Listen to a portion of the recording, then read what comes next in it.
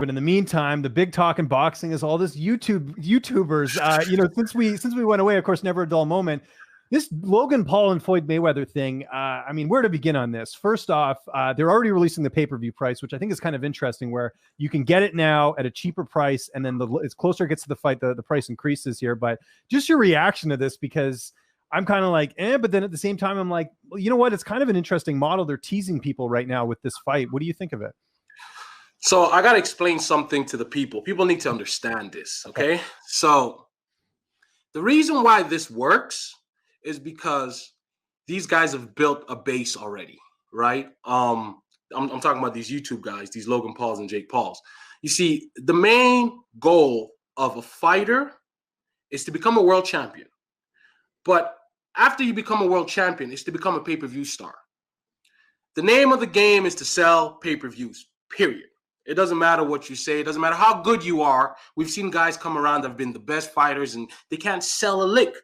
So these guys, these YouTubers, can sell pay-per-views. It's that simple. There's nothing else to tell you. That the name of the game is sell pay-per-views. Now, they're doing their due diligence by actually training and preparing. See, that was where I was really on the fence with these guys. Was about, are these guys going to come in here and they're going to train? Are they going to prepare correctly? Are they going to, pay homage to the sport? Because I'm in the gym with these guys, and I train with my fighters, and I know how hard it is to do training. I know how hard it is to live that type of a life. But I'll tell you what, those two brothers are definitely in the gym training. Now, they're not fighting fighters when it comes to a fight, but they're training hard and they're putting in the work that needs to be done. And then again, Jake has BJ Flores with him, who's a former cruiserweight titleist. So that's his trainer. So he's around a real fighter that's teaching him real fighter stuff. But that's really what it comes down to. So that's why these things work. Now, as far as Floyd and Logan goes, just a money grab. It's something that, see, fighting fans, you've been around this game for a while now. Fighting fans are very gullible, very, very gullible fans. So, and then you have people like you and I, and people who are really, really embedded in the actual fight business, and we actually know what the truth is and what's going on here and what's happening here. But a novice, a regular person sees that. They think there's an actual chance, or they think they thought Conor had a chance. That, bro, Floyd Mayweather, they don't have a chance. You know what I'm saying? But it's the hope that something can happen is why they're all buying. And I love their pay-per-view model. Early bird gets the worm. $25 early on, and then as we get closer to the date, if you don't buy that early, then you're just going to get it at the $65 rate. So it all works. It all works. It makes sense to me. Sort of on that last point, that's something I said the UFC should have done a while ago. And granted, I know they don't know all their pay-per-views in advance, but they should have something where if you want to buy like a yearly package, whether it's through Fight Pass or whatever, I mean, they're doing everything through ESPN Plus now. If they could give you a cheaper rate for certain pay-per-views or something to kind of give some incentive to buy ahead of time, I think that would work better, because you know what? I know a lot of people pirating UFC pay-per-views because they're too bloody expensive. Yeah, and I think if they looked into that a little bit and maybe saw something like what they're doing now with the early bird special, at least give some type of discount, I think fans would be more on board. So I'm with you there. I like that entire model. I think it makes a lot of sense. And who wouldn't want to pay for something cheaper if you're already going to watch it anyways? I think that the UFC's model is essentially so the furthest they go on their calendar, on their schedules, is about 3-4 months in advance. Yeah. That's as far as they go. 4 months is as far as they go, if I'm not mistaken. So right now they're putting together March's card, right? So that's how. So we're in December. So you kind of see how this thing plays out. But that model should be definitely duplicated. That model is the model that artists use on the road. A Live Nation gives you early bird tickets for a tour before the tour gets there. And then you pay a different price when it gets closer to the date. And if you show up to that door, if there's still tickets available, you're paying a premium to walk in that building. So it all makes sense to me. Yeah, and we'll see what happens. Another thing we should mention is that Floyd Mayweather did an exhibition fight last year for Ryzen, if you remember, in Japan. And it was sort of, kind of a thing, where you're not really getting a fight, right? Like, I think this will be a little bit different, but I mean, Floyd's not going out there to lose. I think the only intrigue about this fight really is that Jake Paul's so much bigger than Floyd is, but you're talking about the best defensive boxer, one of the best defensive boxers of all time. Like, there's not really much intrigue. You know what I mean? Yeah, the guy in Asia had a better chance than Logan did. The guy in Asia had a better chance than Logan did. The guy in Asia also had a better chance than Conor did. It's just that the lights were too bright for him. and he crumbled under those lights. But he is actually a really good fighter, that the young man, and he was very young. Yeah, he was 23, 24 years old. He's very young, so the lights were just too bright. But Logan, on the other hand, he's a big guy, but again, size is not. People think sizing is an advantage in fighting. Size is only an advantage if you know what you're doing and how to utilize it. So most of the time it's a disadvantage. Guys don't know that. Sometimes being bigger than a guy or stronger, having more muscles is actually a disadvantage to you, because I could do more with you. The longer your limbs are, I could do way more with you, especially in mixed martial arts. So yeah. Well, that's not the only Paul who's been in the news lately. Jake Paul, of course, has been on this campaign calling out Conor McGregor. So the first video I watched, the one where he was kind of going after D. Devlin and all that, I was kind of like, a little bit cringy. But I got to be honest, Kev, when I saw that video of him throwing garbage at Dylan Dennis, I did laugh. I thought that that was pretty funny. These guys, man. I get it. I get it. Trust me, I get it. I'm a young guy, and they're young guys. I get what they're doing. They're selling a fight. That's what they're doing. They're selling this thing, and that's what the problem is with fighters. Fighters don't know how to sell a fight. Don't know how to make themselves bigger. These kids know how to do it because they've done it off of YouTube. So they're just building and building and building this thing up until they can cash in on it. Makes perfect sense. I'm with it with all of that. The issue that I have, or we have, is the respect.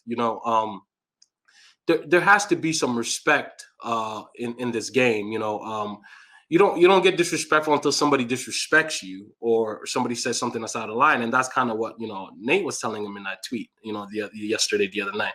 Have some respect. You know what I'm saying? Because these guys are putting in work, and also, like, if you run into a real fighter, it's a whole different conversation, buddy. Like, everything that you said will be held against you, once you see them in person. Or so this is just it's not another YouTuber or an NBA player or NFL guy that you're fighting. He will beat, I'll put it to you this way.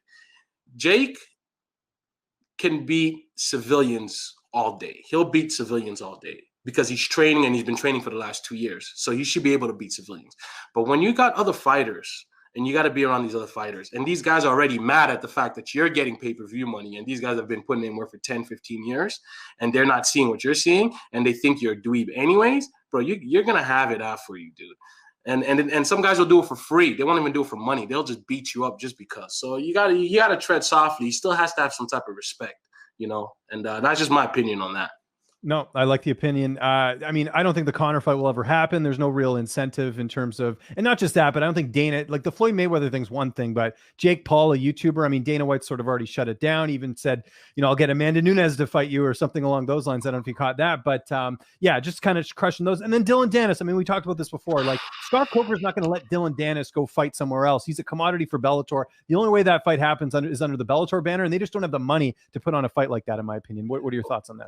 Well, Conor wants to portray to the world that he owns himself outright, but he doesn't. Because if he did, this fight would happen for sure. 1,000,000,000%. He would cash in on this, the easiest payday of his life, right? But he doesn't own himself outright.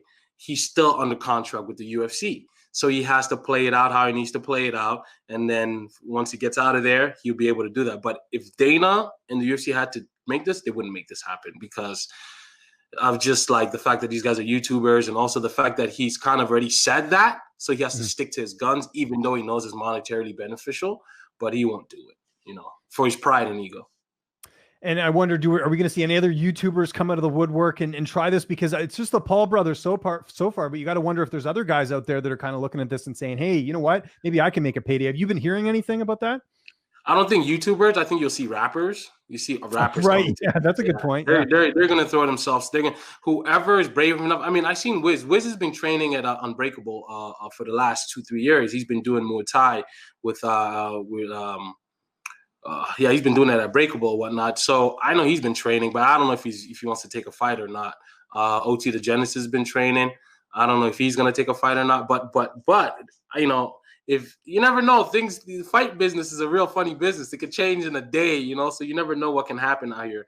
If the right amount of interest is there and the right amount of marketing is done outside of it, and it's just really for them to cash out, they'll cash out. These TVs and these people will cash out.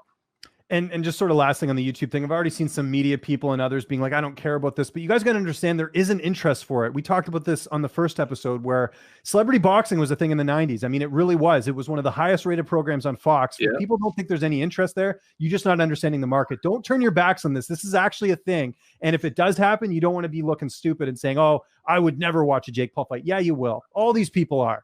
Dude, let me tell you something, man. We were on. I was on the fence just like everybody was, right? And I was like, "There's no way." I thought it was disrespectful, honestly. Yeah.